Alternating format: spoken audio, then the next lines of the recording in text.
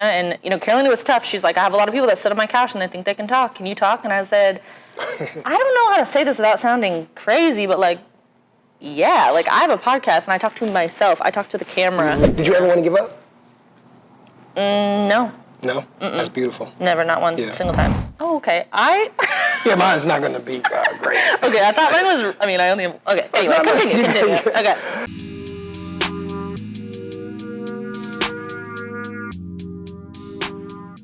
Welcome to Who Do We Have Here, episode 11, and today I have a very, very special guest, the founder and host of one of the best podcasts in the city, AdultishWines, a true wine connoisseur, pet mom to the great dog, Perdo. You can catch her on Nightcap on Fox 26, and one of the hardest working women in the podcast world, Miss Paige Crutcher, a.k.a. P Crutcher. What an intro! Thank you so much. Yeah. Oh my God, you mentioned my dog. Yes, Pedro. I love Pedro.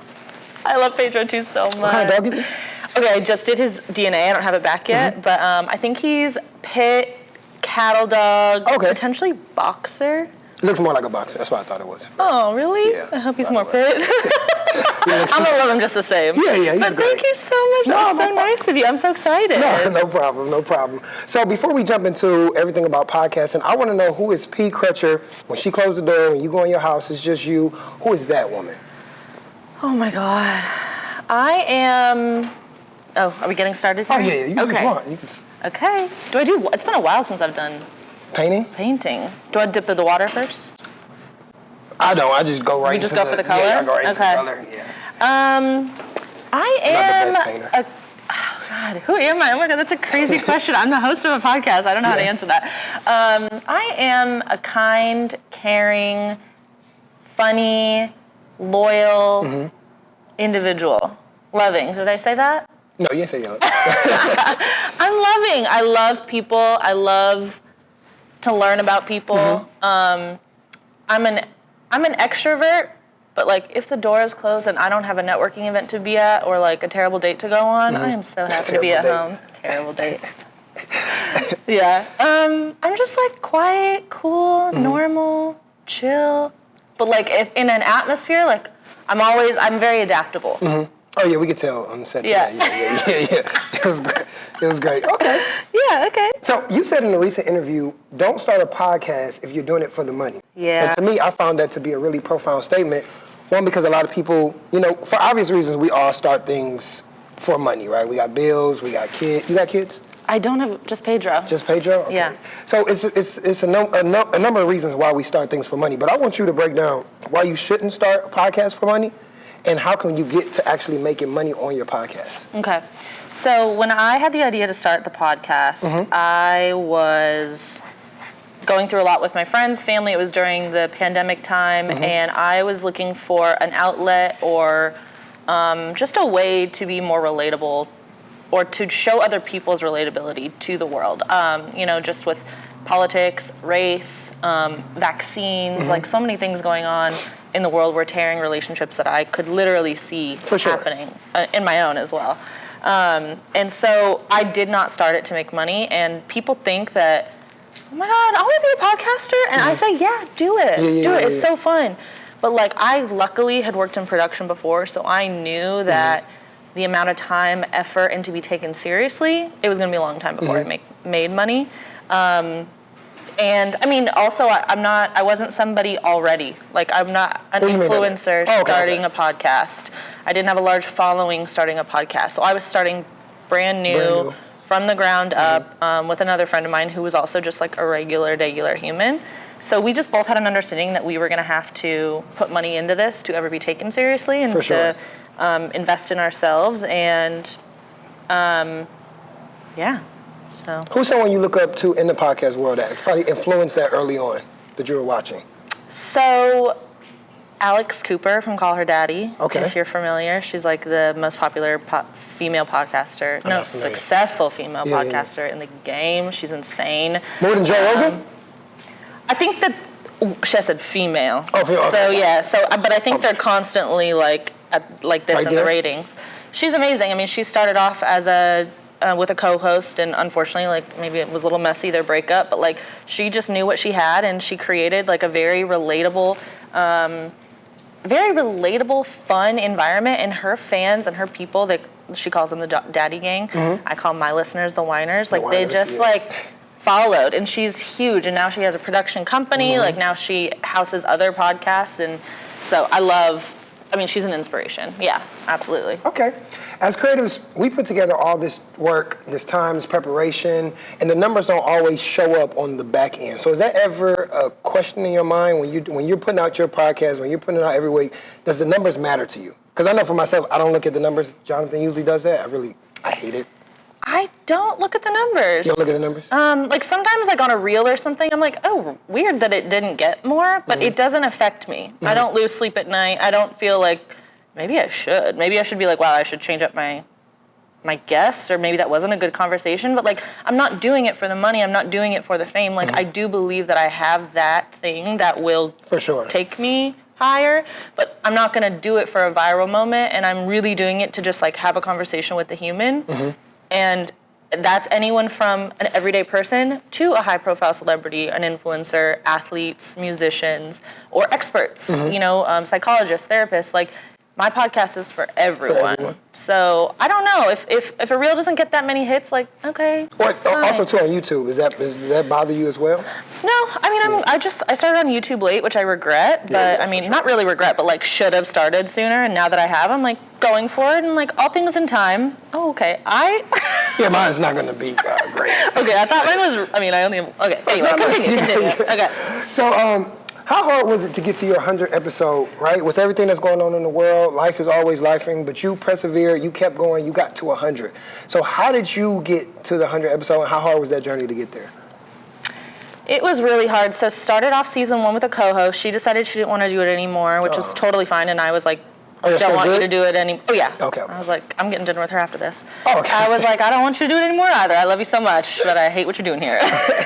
So she was like, you got this. Like, you continue on. So then season 2, I rebranded and had to learn how to edit audio, video. I didn't know what an XLR cable was. Like, I am not a tech person. So from season 2 to season 3, the amount of sleepless nights. I literally could get emotional talking about it now. Like, at all hours of the night, the audio has a weird echo, or it has a hissing in the back, and YouTubing, and oh my God. How frustrating was that? Learning all that, dealing with all that. It was the most challenging thing I've ever done in my life. Okay. And I just, like, maybe I don't have that learning style where I can just, like, see something once and do it. Like, it takes me a long time. So, like, it was such a process. So, like, getting to my 100th episode was... No, it's a milestone. It's hard to do. So rewarding. Yeah. It's hard to do anything 100 times. So the fact that you got, the fact that you got there, that's powerful. Thank you. Yeah, and I had made, because of those sleepless nights and those like hard moments, I made the decision to start using a studio. I was like, okay, I have this skill now. I can do this in a pinch. I can do this if I ever need to again. But like, I need to have some help. I cannot keep doing this to myself. Did you ever want to give up? No. No? That's beautiful. Never, not one single time. Even when you want to cry at night, you don't understand the editing process, never crossed your mind? No. Man, that's how you know it's meant for it. So I want you to speak to me a little bit about the preparation it takes to throw a live show, because you did that for your 100th show. So speak to me a little bit about it, and somebody that's dibbling dabbling with trying to throw a live podcast show, what would you go about? What would you tell them about going about that? So I've never been married, but I'm equating this. No. I was married twice. Really? No, I'm just But I'm equating preparing for my live show to what I think a wedding would be like. Preparing for a wedding. Like, for sure. It started off, it was going to be like very like backyard vibes. I was going to do it at a winery. It was actually the winery where I had my like launch with 10 people, my friends and family, like, I'm launching a podcast. And then, so years later, I was like, oh, it'd be so cool to do it at that winery. Turns out there was no AC and the party was in July, so like we had to switch it up. In Houston, Texas, that's not okay. And so then anyway, I found a venue that was like in my price range, and then from there I was like, well, this is a big venue. I have to have things in here. I have to fill up the space. I have to have stuff. Then I was like, okay, we got a bartender. We got a photo booth. Are you coming out of pocket with all this? Yes, 100%. Wow. Well, the ticket sales, I pretty much broke even ticket and merch sales that I had available with what I paid to produce Oh, okay. the show. Had a lot of great sponsors. BPM Entertainment, major shout out to him. He was in charge of the stage and the seating and some of the lighting, Creators Guild. Like, I mean, and honestly, like, just goes to show the relationships that I've made with people because I reached out to somebody and then they were like, hey, I know somebody who can help you. And like, I still paid for everything, but really like just great discounts and sponsors of the show. I've never done the 15-minute like solo thing that I did at the start of the episode was really hard for me because I'm just used to talking to somebody. So that was really nerve-wracking. But as soon as it was over, I was like, let's do it again.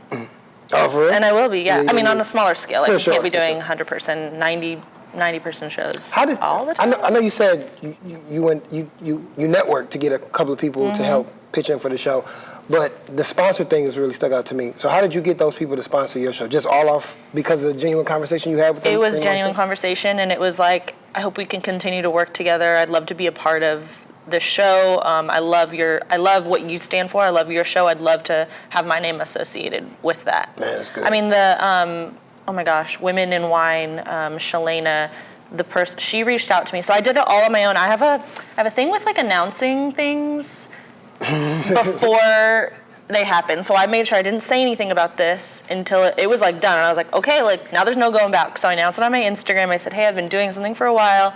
If anyone would like to be involved in any sort of way, or you know somebody who would like to be involved, you know, happy to talk to them.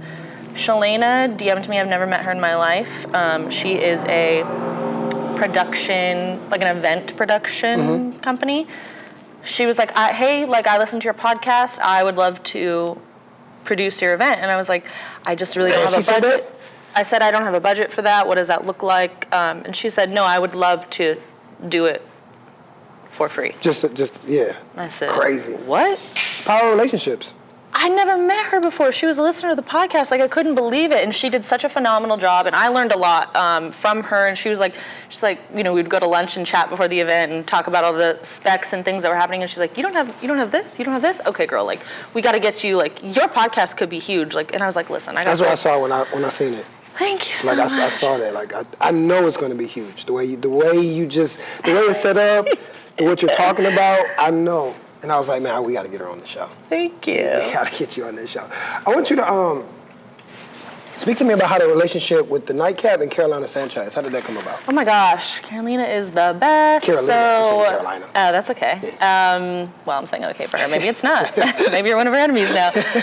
She's amazing. Gosh, I met her maybe 2 years ago at this point. My personal trainer at the time, we were going to the same gym, and man, like, it's just so important, the relationships that you have. And like, major shout out to Jared Seahorn. He was like, hey, Carolina, this is my friend Paige.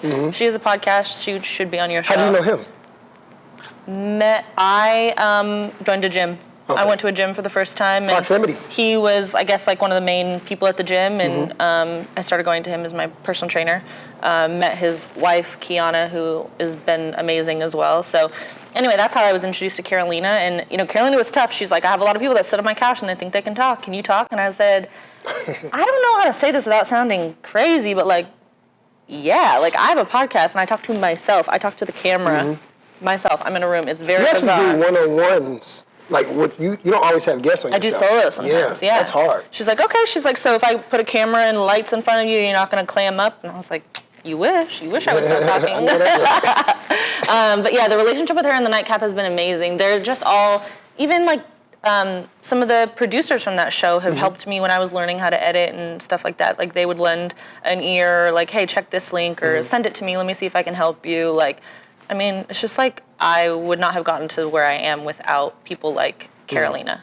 Man, that's powerful. Yeah, and just like the viewership from the show, like very loyal fans and listeners that they have. Their topics are very similar to things that I talk about. Although I do tell them that, like, I am into self-love and stuff too. Like, it doesn't always have to be about dating and sex. But yeah, no, I value that relationship a lot. And she's become a really good friend of mine as well. Man, that's powerful. Just the power of proximity, right? Yeah. Just you being in the gym, your gym trainer knows one person that knows another person that gets you on TV. Yeah. How is that like, though, being on TV? Is it nervous? Be honest. Is it nervous with all those? Because this is different, right? I was nervous the first time I was on the Nightcap, and I haven't been nervous since. I used to work in TV and film in Hollywood, so I used to be behind the scenes. I never, ever thought I was going to be in front of a camera, ever. Never? Podcasting, doing anything, content creating, influencing. No, not for a second. So I was nervous the first time, but I mean, it is like, you know, the lights, the quietness of the set, the stillness of the set, the people walking around, getting mic'd up, like, it just like revs me up. It's adrenaline. Adrenaline, yeah, for sure. Now. No, you can go. I was going to say now at this point. Oh, okay. I want to go back to something real quick you said. Yeah. How hard is it to actually do a full show and you just talking to the camera? Because I couldn't do that. It is hard. Yeah. I would say that if you go back and listen to some of my solo episodes from the beginning, like, you do a good job, though. I listened to a couple of them. Thank you, but like hopefully they've improved.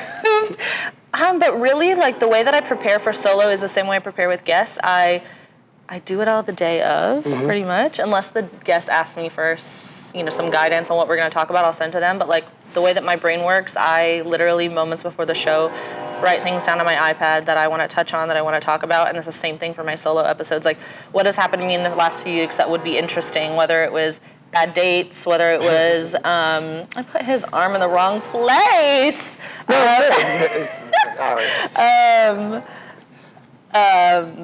Like what has what has happened in my life that I can relate it back to something that has happened in my childhood that would be interesting for my listeners. And sometimes even when I have guests on, sometimes I need a pep talk and I call my sister Megan and I'm like, hey, like, I don't know, does this guest fit? You know, and she's like, that's the thing about your podcast. You have everyone on. Nothing needs to fit. And also, I'm tuning in to listen to your guest episodes because I love how you interact with people. Yep. And so then maybe I wouldn't have known that I wanted to hear a story about a realtor in Houston. Maybe I didn't know that I wanted to hear that story, but the way that you interact with them, that's why I tune in, because of how you ask questions, how you get them to open up. So, do you like when they ask to send the questions first? I don't mind. I've never sent questions. Oh, you don't do that? No, because I would not know. It's really natural. It's like. Oh, you don't have questions written down? No. See, I can't do that. You could. You could try. You could try it. I just like a storyboard, to go off of. Yeah, but everyone has different things. Like. Oh, I didn't know you do that. I just type like, okay. Because I see you with the iPad. I'm thinking you were reading it off the iPad. Well, that's really my emotional support iPad. Like, for some reason, if I like pass out and I'm still awake and I need help, I could have that. But I don't. I'm kind of like, it's just like, I don't know. It just feels professional. Yeah. No, I don't know. I don't have questions. I just have outlines. Like, okay, she's a mom. She's been divorced twice. Yep. Like, I don't know. It just like helps me get questions started for my brain. Everybody learns different. I know. What does Pedro mean to you, and how has he made your life better since he's my God. And Pedro is her dog, by the way. Pedro's my dog. Okay, so I have to tell you that, like, I've never loved animals. Me either. I hate them. Oh, really? I hate them. Hate? I like seeing them get eaten. That's big. Like zebras and things. What? Yeah, That's great. We can continue. Okay. So I've always liked pit bulls, though. Pit bulls, I had pit bulls growing up, so I always liked pit bulls. Like, I'm not like a little dog girl. Like, Can I tell a little story why I don't really like dogs? When I was 9 years old, I seen a kid almost get eaten alive by a Rottweiler. Now, it was his fault because he was kicking the dog. Okay. But from there, this is why I don't like animals. Yeah, I don't blame you. And listen, they are unpredictable. Like, I get it. That makes sense. I just don't like the hair. I don't like the slobber. Or I don't like to. Sometimes I don't have time to take care of things. I felt like that's kind of where I was coming from, like with animals. But I don't even know why I got Pedro, because I am so busy. Why would I have the time for a dog? For sure. That is a crazy thing to do. But excuse me. I was on vacation in Mexico, and I saw somebody post a reel of this dog that was going to be, it was a Thursday at 5 p.m., sipping a margarita, and it was like, this dog's gonna die at 1 if he can't get a foster or adopter. And like, I've seen many of those posts. For sure. Like, oh, I'm sorry, I can't do anything. And I was like, I think this is my dog. And I showed my friend, and I was like, I think this is my dog. And she's like, really? Like, you're not even a dog person. And I'm like, I don't know how to describe this, but like, this is my dog. And so literally the rest of my trip in Mexico, I had to apply, I had to speak to the volunteer and the shelter and the rescue and this and that, and I got him all situated, and I just knew, like, so I fostered to adopt, because I was like, okay, if he's absolutely crazy, then I'll foster him until I can find him a home. Like, I'm not going to put him back on the street. Okay. But I just absolutely fell in love with him. He has taught me so much. Patience. He was very reactive, friendly, but wanted to play with every dog, wanted to go up to every human, and like, oh my God, I was the person. If you see a person walking a dog and you're like, wow, that person can't control their dog, that was me. It was so stressful. And so it's just taught me like perseverance, patience, love. He, like, that dog loves me. Even though he looks at me like I'm crazy, and like that he's worked the 40-hour week. Like, I don't know why he's so tired all the time. But like, I love him. And like, I have learned that I had to love. I wonder what made you realize that that was your dog. You know what I mean? I don't know. Yeah. I called one of my sisters, and she's like, I mean, it must be your dog because you've never said that before. And I was like, I know, that's what I'm saying. Like, I have to get him. Like, I have to get. And his name was Flynn, and that just, it was. That's his name? Flynn. That's his name still, Flynn? No, his name is Pedro. Oh, Pedro. I'm sorry. Brain freeze. His name. I had the same experience with a cat. Like, I mean, I hate animals. Okay. But my cat Robert, I love she called me. Human name. Oh, I love it. Robert. Okay. Yeah, I don't. That's why I loved Pedro for the dog. Any animal I get, Kirsten, it's gonna be a human name. Okay. It has to be. But so you're open to getting animals? A cat, not a dog. Okay. Because then you have to do the potty I've never heard of a thing. cat eating someone alive. Okay. No, not a cat. That's why I would get. That's the what I'm cat. saying. Safe bet. Sounds safe. Sounds safe for you. Why is it that you like sending nudes, but you don't always want nudes sent to you? That was you shocked me. Okay, because I have tact. Okay. And I know when a nude should be sent or when it would be welcomed. Okay? Guys are obnoxious for sure. And let's be totally honest here. Like, dicks aren't always pretty. Nope. And so that's something that I want to be prepared for. So are guys just randomly sending you? In my 20s, I would say, like, when I was on Tinder, I would get somebody, like, we would exchange phone numbers, and they would send a dick pic. As soon as you exchange the phone number? They'd be like, it's Robert. I never understand that. And I'm like, yeah, right. His name is Robert.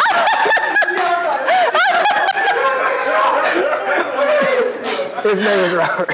Sorry, Robert. Sorry about that. No, so I'm just never gonna send a bad nude. Yeah. I'm never gonna send an unwanted nude. Like, how do you know when to send nudes? Oh no, I can send them all the time. Because we're guys, we don't care. No, just kidding. And I don't, by the way, I don't just send them like willy-nilly to like guys that I'm not like seriously talking to. For sure. And also, I've never sent a nude. So you guys got clothes on? That's not a nude. I've never sent a photo of my vagina. Oh, that's not bad. Ever. But from the back and... Yeah. Yeah, that's not bad. Yeah. I think vagina's too vulgar anyway. Like. Right. Yeah. Send me a video. You know what I mean? If you're gonna do a vagina. Yeah. Okay. That makes sense. Yeah. You ever did videos? I've never sent videos. I like to take videos of myself. That gets me in the mood. Yeah. Okay. Yeah. That's different. Or even if I'm talking to a guy, like dating a guy, but like maybe he's out of town or maybe doesn't live here, like, and I'm excited, like I'll take photos and videos and like get myself in the mood. And like they never see the light of day, but like that makes me feel good. Good.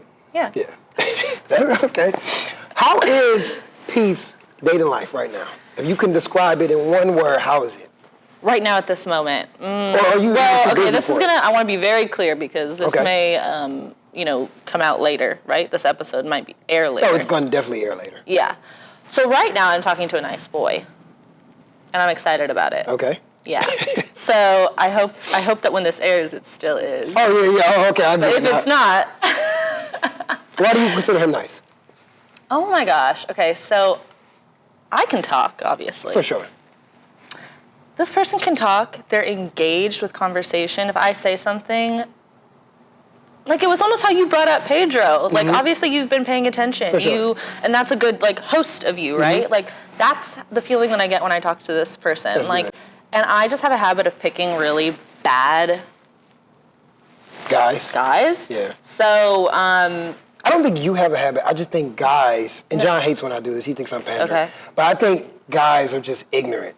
Like, just scums of the earth that we don't get it, we don't understand it. You think that way? I think that way, 100%. Really? I really hate guys. I don't agree. I think most guys, not all guys, most men just don't understand women. I mean, that's probably true. I don't think there's scums of the earth. I mean, there's probably individuals who are, but I'm sure there's women who are scums of the earth as well. Yeah. No, I just require, and I really appreciate a good amount of communication and like genuine interest. And so this person is showing me that. And I usually, because of some of my past traumas and whatnot, I used to accept a lot of bullshit. And now I just don't. So that's changed. Yeah.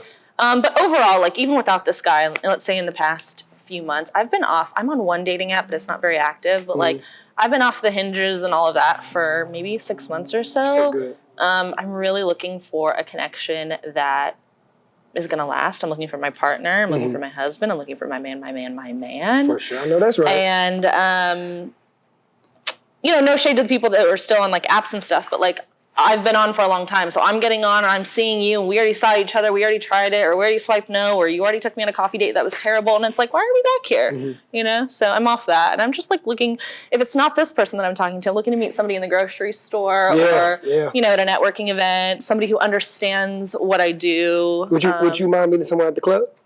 I don't really go to the club, so I don't think I'll be meeting anyone there. Okay. But like lounges or something? Yeah, like a lounge. Oh no, absolutely. Okay. I think that's totally fine. Okay. I think that can last. Yeah, for sure. I think it'll be. No? As long as this guy is making you happy, that's all that matters. Yeah. Just kind, good. How you said something earlier that was like, that's how, the power of relationships. That's one of the biggest things I look for in a man is that I'm interested in romantically is, can you read a room? What's your energy like? Are you kind to everybody? Like how I met my trainer, Jared, like if I just walked in there and I don't know, it's just like you never know who you're talking to. And I'm never a certain type of person to like make sure I create a relationship or create a lasting relationship. It's like, I'm just genuinely like interested in getting to know you, or just generally being like a nice human, kind human. And we all have off days, that's fine. But like, I just think there's like slim to no chances where you should ever act crazy or disrespectful to, especially humans that you don't know. For sure. And in a certain age, right? We have to learn how to conduct ourselves. Exactly. Yeah. So I agree with you, for sure. So I got one question for you, before we get to our quick hitters. I believe if you're creative and you have a brand, I believe that all creatives should have a podcast, right? It's a powerful networking tool. It's a way to meet new people. It's a way to establish relationships. How has this podcast for you, I know you spoke on it a little earlier, but how has this helped you with just meeting new people and building those relationships and getting to where you are right now? Starting from before you had it to now. Yeah, I just have I've always liked people. Like if I'm on a plane, even if I had my headphones in, someone's going to talk to me. It's just like an air I give off. I'm telling you, I don't know how I found you, but I knew that you had that. Like I just knew it. It's so funny. I don't know what it is. And like actually sometimes I have been in a bad mood and I've been like, okay, don't talk to me. And someone will be like, hey, how are you? Where's this from? I'm like, oh God. Yeah. So I just never even knew that I wanted to know people more than I did. And I was not a networker before. Like I was open to making new friends, I guess. But the power of networking has just goes to like what my show stands for. Like we're all humans. It's not black and white. There's always gray area. There's room for us all. Like it has been, one of my producer asked me today, he's like, how does it feel to have such a safe space for all different types of people? And I was like, okay, crying. Like it's exactly what I want. Cause I'm a big empath. And so I feel the weight of the world, or the weight of if you're going through something and I know about it, like affect me. And so I think it's just opened up my eyes even more than it ever has, or than I ever thought I needed to. Like I thought I was open-minded before, and I thought I was a people person, but like, no. It's also shown me that like, there's some not so genuine, great people in the world, you know? Like I haven't run into a lot of that, but like I was on a podcast recently actually, and she said, she asked me how my live show was, and she said something like, oh, it doesn't matter if this other podcaster didn't think it was great or something. And I was like, what a weird thing to say. Yeah. I don't know. It just feels like you're kind of stirring the pot a little bit. And like maybe that person said something to you in confidence. Maybe, I don't know. I was just like, not necessary, but sorry about that, you know? Yeah. So I don't know. It's been a lovely, lovely journey, and I just don't want it to stop. That's beautiful. So we're at the end of our interview. Okay. I'm going to ask you some quick hitters. Okay. And we're going to get you up out of here. Okay. So I want to know your first tongue kiss. Oh my gosh. Okay, it was EJ Silvers. Shout out EJ. I know that's right. And it was 9th grade. Tongue kiss, 9th grade? Yeah. Late bloomer. I was kind of I don't want to say sheltered. I grew up crazy. But I wasn't into boys, like, not into girls either, but like, I just wasn't into dating. Yeah. Or something. Where was it at? It was outside the library at my high school. What made y'all do that? We were always flirting. I really liked him a lot. I was so awkward. I think he finally just had to like just do it. Yeah. We never kissed again. And then I moved. That was in Washington State, so I moved to California. So. Damn. I know. Shout out EJ. Wherever you at. Your first album that you bought. First album that I bought? Oh my God. Probably embarrassing. I don't know. Dixie Chicks. Oh my God, my mom loved that. The Fly album? Yeah. What's your favorite song on the album? I mean, obviously Goodbye Earl. Yeah, I love it. My mom loves that song. My mom loves that song. Oh my God, how crazy is that? Just like singing at the top of your lungs about like killing a man and like him disappearing and stuff. It's crazy the stuff that was inside that song. What are your top 5 albums? This is a terrible question In order. for me. No, I can't even answer you that. So, okay. Top 3. I'll answer your question Okay. with why it's a bad question for me, and then you can decide if you want me to make up 5 albums or not. My toxic trait is music in general. I love music. It's always on. I have something missing where I can like quote a movie, but I won't know what movie it's from. I can sing a song, but I will not know the artist. I definitely won't know the album. Okay, right now, like I'm listening to GNX nonstop. Okay. That's when I can tell you. You hear that, guys? I just listened to Drake's new album. What you think What is about it called? Summer. They like it. I don't know. I actually really liked it. I do like it. Sexy songs for Sexy you. songs for you, yeah. No, I really liked it. But like it's not Kendrick, so just so we're clear. What's another? So we got 3 more. I don't even know if I can think of more. Jagged Little Pill, Alanis Morissette. Okay. I've never heard that album ever in my life. Oh my God, she's another it's another like Goodbye Earl type of vibe. Okay. You got 2 more. I don't know if I can come up with 2 more. We can do that 3. Yeah, 3? but it's a toxic trait I have. Yeah, no, it's cool. Very bothersome to me. That's cool. Okay. Favorite Little Baby song and favorite Glorilla song? I don't know the names of songs, but like now I just want to be like, huh, huh. I want to be like that with a Glorilla all the time. That's her ad-lib. Like that. Yeah, like that's me now. Okay. I am Glorilla. And Lil Baby. I don't know his song. I'm not really a big Lil Baby fan. I know I like from the Lil vibe. Baby. No, I do. I listen. I'm telling you, he's on my playlist right now. But like, ask me his name of a song. Don't have it. What's that one song I like from him? He got a song with... Not Me Phoning a Friend. Not Me Phoning a Friend. What's that? It's all good. No, you good. Okay. What's your guilty pleasure? I probably have a few of those. Like ass on couch with a disgusting amount of food, like Raisin Cane's. Ass on couch. Ass on couch. Like I'm not eating Raisin Cane's or In-N-Out in public. Like I'm like feet up, my blanket on, my dog over here, just like nom. Yeah. That's probably my guilty pleasure. That's comfortable. I love that. And like don't bother me. You know what I mean? Like no, you cannot come over. No, I'm not going out after this. It's another guilty pleasure. Ass on. I gotta use that. Ass on couch. I gotta use that. Do not disturb. Don't touch me. That's probably my biggest one. Okay. Yeah. One of your earliest memories that you can remember, like super early that you can remember. In general? In general. Wow. So many. Should I give you some trauma or not? Whichever one you're comfortable talking about.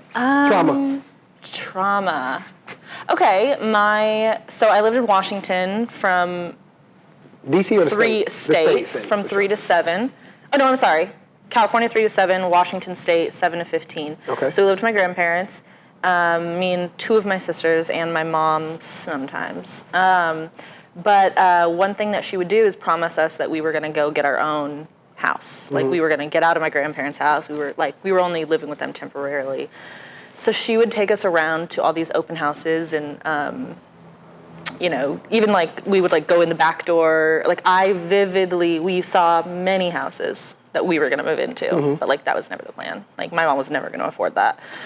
And we never did. We never moved out of my grandparents' house until I was 15 and moved away. So that was one big one. Yeah. That was like sad.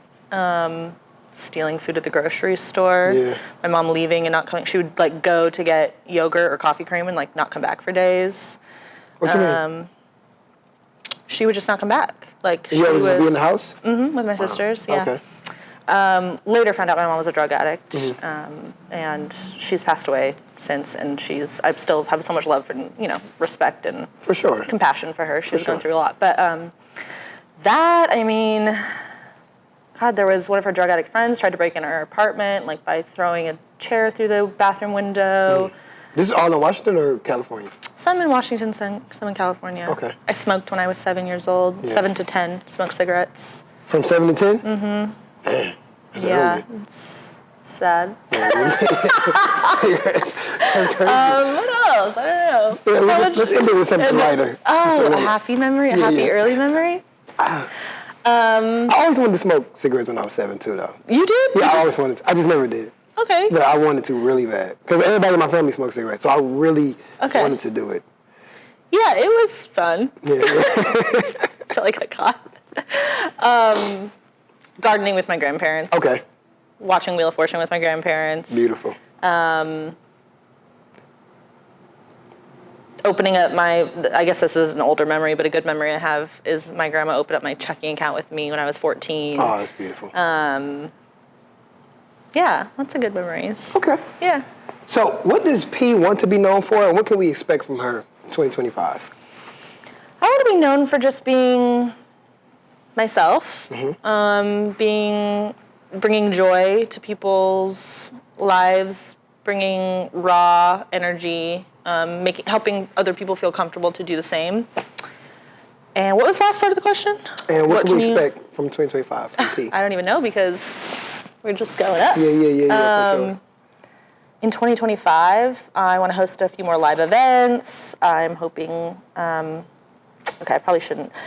Very soon, maybe not in 2025, but I will be signed to a production company. For sure. Speak it.